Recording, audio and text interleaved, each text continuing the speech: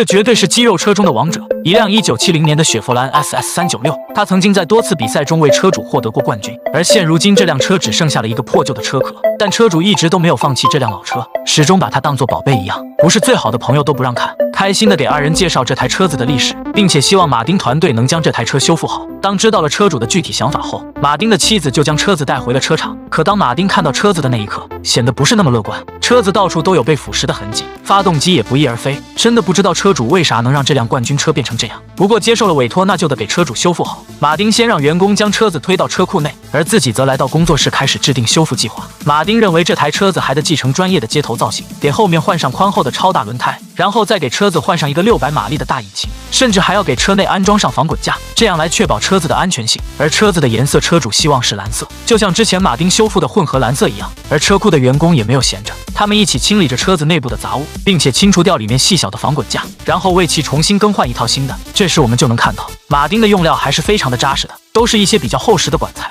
复杂的防滚架真有点赛车的感觉。他们还给车头部分焊接了防撞钢，如果不知道的还以为他们在重建赛车呢。不仅如此，车子的底板也都是他们手工制作，他们先用纸壳模拟出底板的样子，然后刻画到金属板上，这样就能切割出想要的板材了，然后再用机器压制出想要的形状，这样出来的金属板既美观又结实。不过在铺设底板之前，他们还必须先确定好驾驶员座椅的位置，按照车主的身材测算好座椅的高矮，这样就能保证车主在车内的舒适感。所以定制车还是有定制车的好处，车子的各个方面都会根据车主的习惯来完成。等座椅的位置确定好后，马丁他们就可以继续铺设底板了。他们还是利用老的方法，利用纸壳模拟出底板的大小，然后在金属板上画出相应的形状，这样就可以根据上面的线切割下想要的金属板了。这个方法简直是百试百灵，安装上去后分毫不差，简直太完美了。接下来的金属板也都如法炮制，我们看起来很简单，其实工作起来还是比较复杂的，幕后都得做很多的工作。如果有一步计算错误，有可能这块金属板就报废了。所以员工们工作起来都非常的认真，很快就将铺设底板的工作完成了。接着他们就把轮胎安装了上去。这个车子的设计，后轮胎要比前轮胎宽出1倍，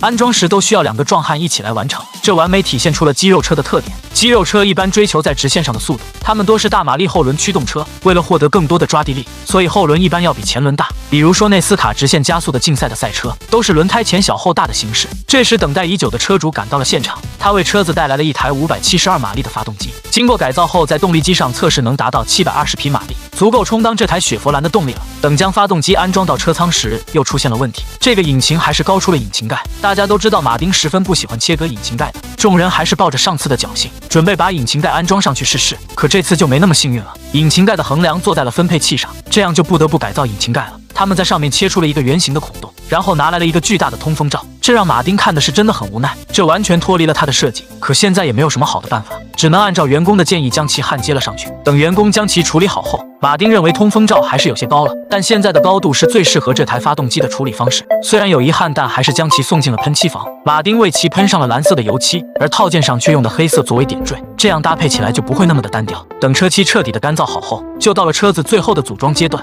他们先将中冷器安装了上去，然后给机器里灌满了机油。这时他们就要开始第一次的启动尝试了。